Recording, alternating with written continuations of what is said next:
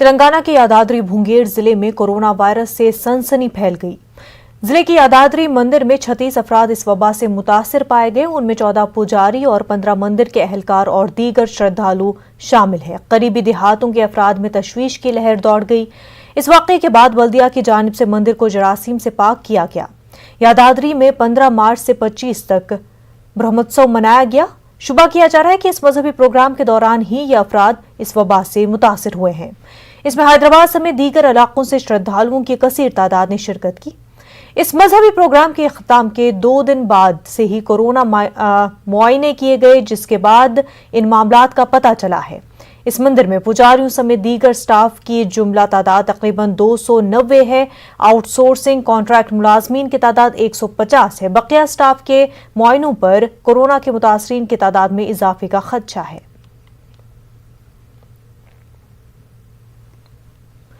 तेलंगाना में कोरोना के 553 ताज़ा मामले सामने आए हैं। रियासत में कोरोना मुतासरीन की तादाद 3,06,349 हो गई है। अमवात की तादाद बढ़कर 1,688 हो गई है।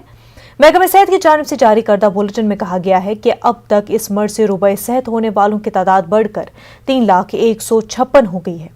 कोरोना के एक्टिव मामले 4,495 है। 1 करोड़ से ज्यादा नमूनों की जांच की जा चुकी है। GHMC हदूद में 154 नए मामला दर्ज किए गए हैं। बकिया मामलात रियासत के दीगर अजला में दर्ज किए गए हैं।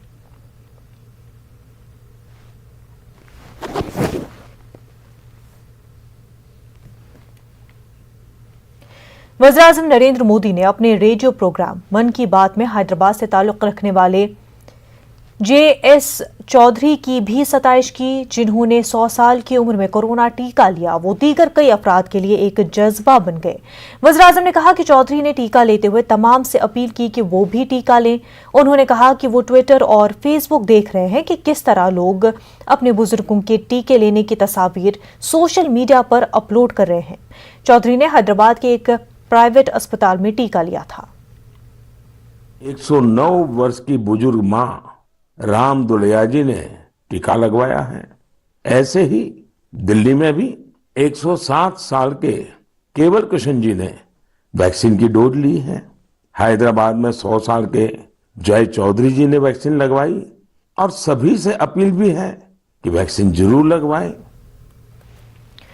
रंगों का त्यौहार होली पर इस साल भी कोरोना का असर देखा जा रहा है। तेलंगाना हुकूमत ने रियासत में बढ़ते हुए कोरोना वायरस के केसों के पेश नज़र शब बारात, होली, श्री राम नवमी और दीगर मजहबी और अवामी इज्तिमात, सियासी जलसों, धरने और रास्ता रोको जैसे प्रोग्राम पर 30 अप्रैल तक पाबंदी आयद कर दी है और अवामी मकामात पर मास्क लाजमी करार दिया गया है। अहकामात की खिलाफ वर्जी करने वालों के खिलाफ सख्त कार्रवाई करने का इंतबाह दिया गया है। तेलंगाना के वज़ीर आला के चंद्रशेखर राव ने रियासत के अवाम को होली की मुबारकबाद पेश की। उन्होंने अपने बयान में अवाम पर जोर दिया कि वो कोविड के असूलों पर अमल करते हुए होली मनाएं। होली को अवामी मकामात पर नहीं बल्कि अपने मकानात में मनाएं। तेलंगाना के गवर्नर डॉक्टर तमिलिसाई सौंदरराजन ने अवाम को होली की मुबारकबाद पेश की।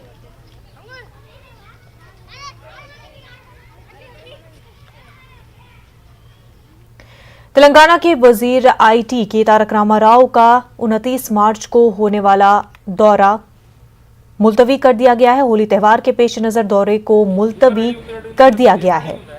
अब KTR 31 मार्च या 2 अप्रैल को खम्मम का दौरा करेंगे। मुख्तलिफ तरक्याती प्रोग्रामों में शिरकत करेंगे। तेलंगाना के वजीर ट्रांसपोर्ट ने इंतजामात का जायजा लिया। उन्होंने बताया कि KTR टेकुपल्ली में 1104 डबल बेडरूम मकानात का इफ्तिताह करेंगे। मॉडल बस स्टैंड का इफ्तिताह करेंगे।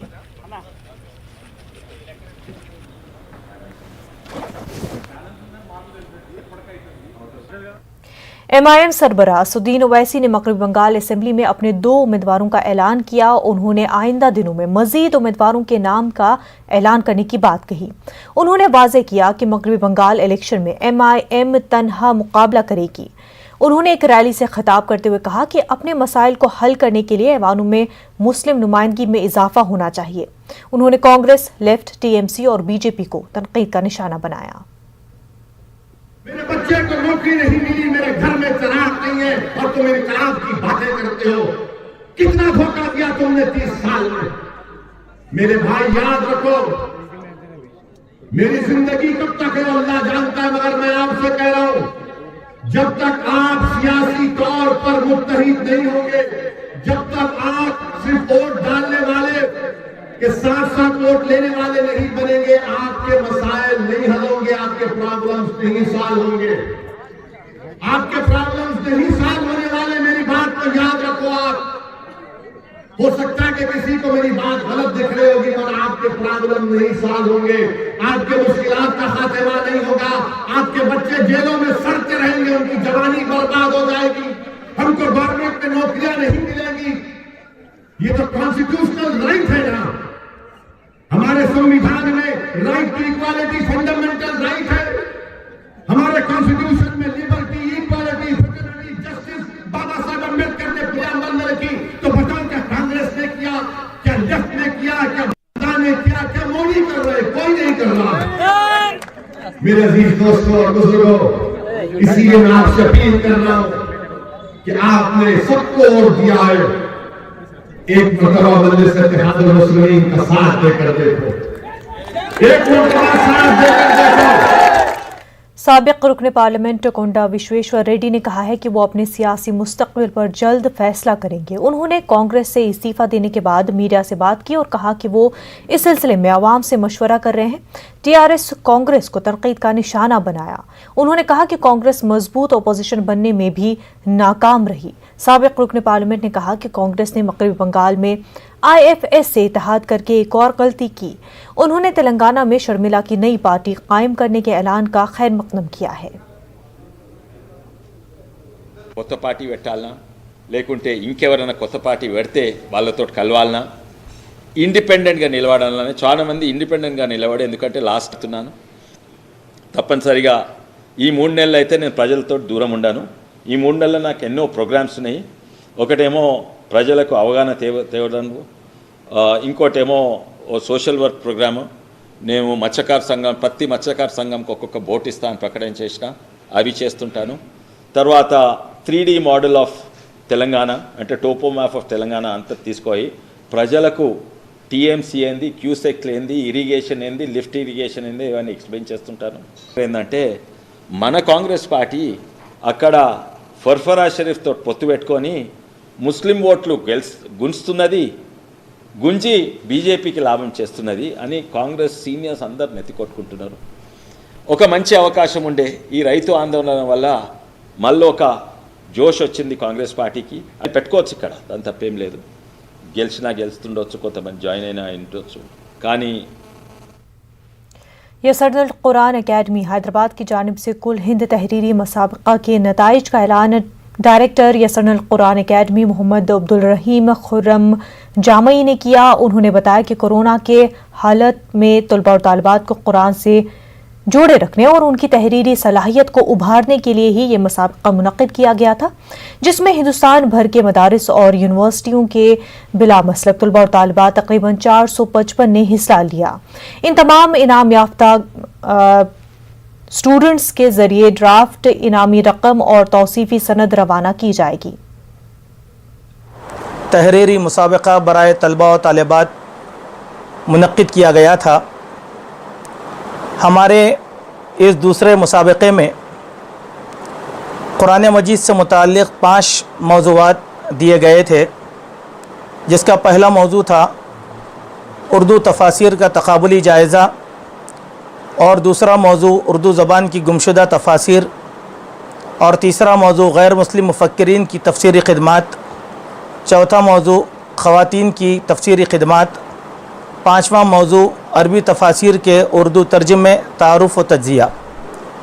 इन 5 मौज़ूआत के तहत पूरे हिंदुस्तान से 455 तलबा और तालिबात ने, जो मुख्तलिफ़ मदारिस और यूनिवर्सिटियों से ताल्लुक़ रखने वाले हैं, अल्हम्दुलिल्लाह हिस्सा लिया है। इनाम अव्वल के मुस्तहिक़ हुए हैं दारुल उलूम नदवतुल उलमा लखनऊ के तालिब इल्म मोहम्मद मुकर्रम बिन मोहम्मद मुअज़्ज़म। इन्हें 50,000 रुपये नक़द इनाम का ऐलान किया जाता है। इनका मक़ाला पहले नंबर पर आया। इनाम दुव्वम के मुस्तहिक़ करार दिए गए हैं मदरसे इशाअतुल कुरान बिहार की तालिबा ज़ैनब बिनते साद आलम, इन्हें 30,000 रुपये नक़द इनाम अता किया जाता है। तीसरे इनाम के मुस्तहिक़ करार दिए गए हैं मौलाना आज़ाद नेशनल उर्दू यूनिवर्सिटी के तालिबा जिनका ताल्लुक़ आज़मगढ़ यूपी से है, नहला सलामतुल्लाह। इनाम सुवम 20,000 रुपये नक़द इन्हें अता किया जा रहा है। हैदराबाद के इलाके एबिड्स पर दुकानों के तनाज़े में दो ग्रुप्स के दरमियान तसादुम हो गया। लफ्जी झड़प हाथापाई में तब्दील हो गई। दोनों ग्रुप्स एक दूसरे पर कुर्सियों से हमला करते देखे गए। पुलिस मौके पर पहुंचकर मामले को कंट्रोल कर लिया। बताया जा रहा है कि एबिड्स की एक फुटवेयर के करीब फास्ट फूड सेंटर को GHMC की जानिब से मुनहदम किया गया। GHMC हुकाम ने कहा कि अदालत की हिदायत के बाद ही निदामी कार्रवाई की गई।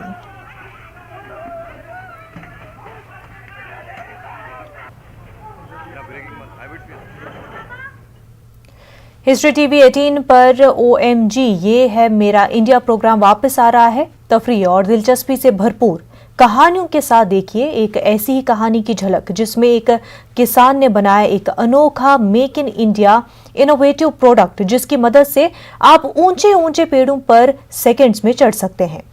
देखना न भूले OMG ये है मेरा इंडिया के सीजन 7 का प्रीमियर होली के दिन 29 मार्च रात 8 बजे सिर्फ हिस्ट्री टीवी 18 पर। बाअदब, बामुलाइजा, होशियार, बायजूस OMG ये मेरा इंडिया के कारवां के ऊपर से पर्दा उठाने के लिए हो जाइए तैयार। जहां हर घर में खुलती है हुनर की किताब और रगों में दौड़ता है जोश का सैलाब। अपने इसी अंदाज से हमारे दिलों को जीतता, हर तरह से अनोखा, हर नजर से अद्भुत, ये मेरा इंडिया है जनाब। मिलिए मैंगलुरु के मिस्टर गणपति भट्ट से, जिन्होंने इजाद किया इन ऊंचे ऊंचे पेड़ों पे चढ़ने की प्रॉब्लम का एक कंप्लीटली देसी सॉल्यूशन, ट्री क्लाइंबिंग स्कूटर। दोस्तों, गणपति भट्ट एक साइंस ग्रेजुएट होने के साथ साथ एक किसान भी हैं। गणपति जी भी कर्नाटका के लाखों किसानों की तरह अरेका नट यानी सुपारी की खेती करते हैं।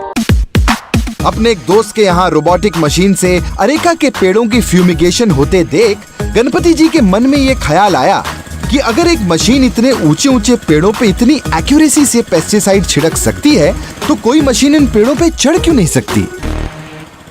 बस फिर क्या था, गणपति जी का साइंटिफिक दिमाग काम पे लग गया। कई तरह के मटेरियल और अलग अलग प्रोटोटाइप्स के बाद फाइनली इंडियन फार्मिंग को मिला उसका पहला ट्री क्लाइंबिंग स्कूटर। 65 फुट के पेड़ पर भी आराम से चढ़ जाता है, वो भी सिर्फ कुछ ही सेकंड्स में। OMG। बायजूस OMG ये मेरा इंडिया का नया सीजन शुरू हो रहा है 29 मार्च से हर सोमवार रात 8 बजे हिस्ट्री टीवी 18 पर। वक्त हो गया एक छोटे से ब्रेक का।